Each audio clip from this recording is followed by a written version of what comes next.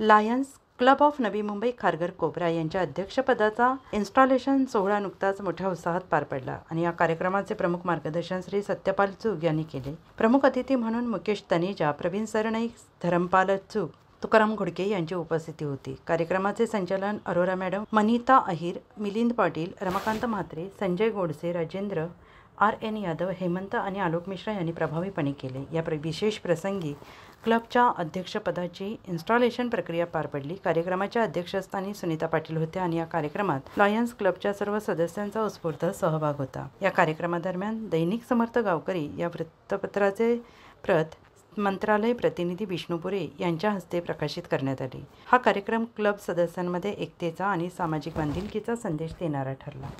मी president आता झाले तर मी सगळ्यांना ग्रुप आमच्या कमिटीला एकत्र घेऊन सगळ्यांच्यावर काम करेल आणि जास्तीत जास्त मी मेंबर्स वाढवण्याची, फंड रायझिंग करण्याचा मी प्रयत्न करेन।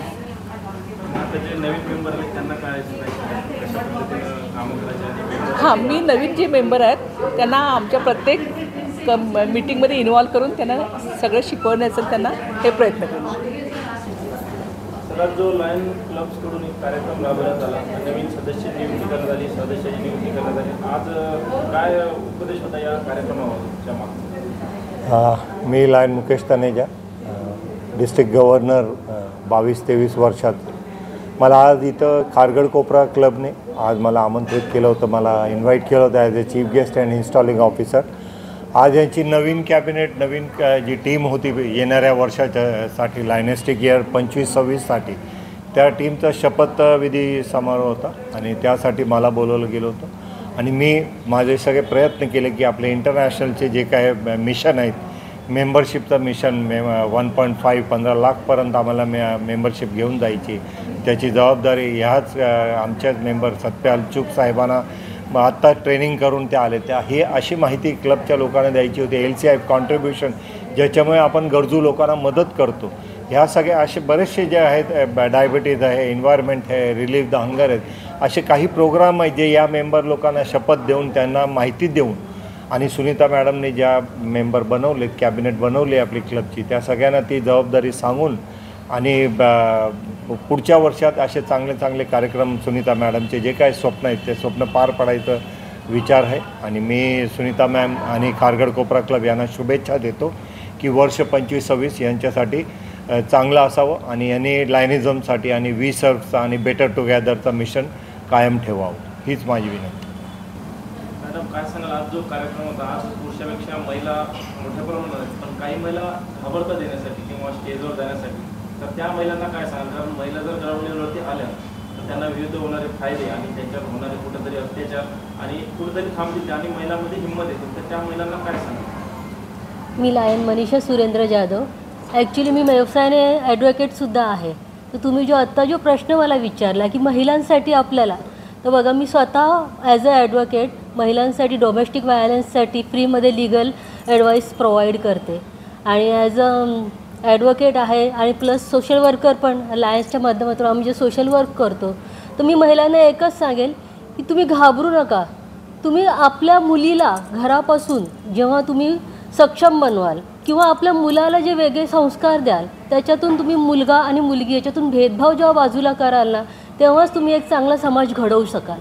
त्याच्यामुळे कुठेही घाबरू नका, पुढे जावा बिंदास, आपल्याबरोबर ही फोर्स सगळी आहेच, लायन्स तर आहेच पण लायन्सचे जेंट्स पण सुद्धा आहेत ना, ते खूप सगळ्यांना पाठिंबा देऊन आहेत आणि सगळ्यांचा म्हणजे असं नाही आहे की इथे की लायन्समध्ये लेडीज आणि जेंट्स असं काही डिस्क्रिमिनेशन नाही आहे, इकडे फक्त लायन्स आणि लायन्सच आहेत सगळे। सर, जैसे कि सर ने अपने भाषण में कहा कि 0 ग्राउंड से चालू किया था क्लब, मतलब 2-3 मेंबर से चालू किया था, तो अभी कैसा मूवमेंट है क्लब का? ये क्लब शुरू में 22 मेंबर से शुरू किया था, फिर कोरोना के टाइम में किसी कारण से 12 मेंबर पे आ गया था। तो हमारी एक्टिविटी वैसे वड़ा पाव की पहले भी चल रही थी, लेकिन कोरोना के बाद जो 1-1.5 साल बीच में गैप पड़ा, तो उसके बाद शुरू किया तो धीरे धीरे मेंबर जुड़ने लग गए और हमारे क्लब मेंबर्स में भी उत्साह बढ़ा। तो और वहाँ पे देख देख के लोग सामने से पूछते थे कि लायंस क्लब क्या करता है, कि तुमको तो पैसा तो इंटरनेशनल से आता होगा, इतना अमीर है। तब उनको हम ये बताते हैं कि नहीं, लायंस क्लब हमको पैसा नहीं देता, बल्कि हमको देना पड़ता है। और ये एक एक्टिविटी ऐसी थी कि उसमें फ्री नहीं देते थे, 5 रुपये में देते थे। जो गरीब बच्चे हैं या सफाई कर्मचारी हैं या दूसरे रिक्शा पुल वाले हैं, तो इस तरह से कोई भी, और सोसाइटी के भी। फिर हम वहाँ सोसाइटीज़ के चेयरमैन सर जो डेजिग्नेटेड होते हैं मतलब अपनी सोसाइटीज़ में, उन सबको बुलाते थे, उनका स्वागत करते थे। धीरे धीरे वो जुड़ने लग गए। वहाँ पे अभी ऐसा हो गया कि लोग अपना बर्थडे मनाने के लिए भी वहाँ पर आते हैं, अपने हाथ से बांटते हैं। कोई एनिवर्सरी मनाता है तो हाथ से बांटता है, कहीं भी कोई खर्चा करता है। आप होटल में भी जाएंगे तो 4-5 फैमिली के मेंबर होंगे तो 5 से 10 हज़ार रुपये खर्चा होता है। वहाँ हम सिर्फ 2500 रुपये लेके बोलते हैं अपने हाथ से बांटो, और कितनों की दुआ मिलती है उनको। ये दुआएं कब काम आती हैं पता नहीं लगता। और इसमें सहयोग हमारा दिया मनीषा यादव जी, हमारे जो प्रेसिडेंट हैं, और उनके हस्बैंड हमारे लाइन सुरेंद्र यादव जी। उन्होंने एक अच्छी शुरुआत की, एक 10 से 15 मेंबर वो लेके आए। तो ऐसे ही फिर एक बार जब शुरुआत होती है तो फिर बाढ़ ही आने लगी, तो वो क्लब कहाँ 70 मेंबर पे पहुंचा मालूम नहीं पड़ा। और इसमें सब मेंबर्स का योगदान है। जो भी प्रेसिडेंट आता है उसका एक सपना होता है कि मैं इस साल अपना कुछ ऐसा करके जाऊं कि मेरा नाम हो। तो ऐसे मनीषा यादव जी ने एक नाम किया, मेंबरशिप बढ़ाई। हमारे में विमेन मेंबरशिप का ग्रोथ ज़्यादा हुआ, 53% है विमेन मेंबरशिप। और सब जो एक्टिविटी है हमारे हर हफ्ते होती है तो सब मेंबर आके जुड़ते हैं, अपने आप ही आते हैं, हम किसी को बुलाते नहीं। वो सामने से, अब आपने भी देखा होगा, कई बार आए हैं आप, तो सामने से खुद आते हैं, खुद जुड़ते हैं। तो उनका एक आपस में बॉन्डिंग होता है, आपस में बातचीत होती है, तो इसलिए वो आगे हमको रिटेंशन की भी तकलीफ नहीं होती। और अभी हम अगली जो टीम है सुनीता यादव जी, सुनीता पाटिल जी, उनसे भी बहुत उम्मीद रखते हैं और वो भी बहुत अच्छा करते हैं। वो पहले एज ए वाइस प्रेसिडेंट भी उन्होंने अपना पूरा रोल अच्छे से निभाया। हर टाइम उन्होंने कंधे से कंधा मिला के जब भी जहाँ ज़रूरत होती है काम करते हैं। जहाँ कोई सेवा देनी पड़ती है पैसे से वो भी देते हैं। और मेंबरशिप के लिए ग्रोथ इस साल हमारा टारगेट ज़्यादा है। जैसा कि हमारे अभी पीडीजी मुकेश तनेजा जी बोला कि 100 मेंबर होना चाहिए, तो इनके आशीर्वाद से वो भी हो जाएगा। हम उसी प्रयास में लगे रहेंगे। धन्यवाद।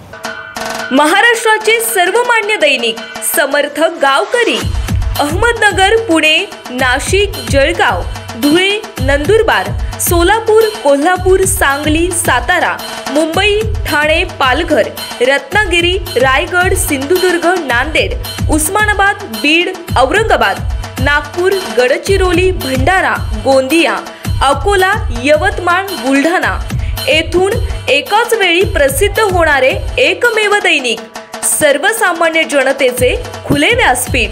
संपादक आहेत विश्वासराव आरोटे। मोबाईल नंबर आहे 94 23 38 85 08। दुसरा मोबाईल नंबर 94 23 46 72 72।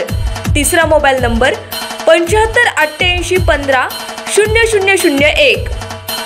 वेबसाईट आहे sgavkari.com। मेल आयडी आहे aklgavkari@gmail.com।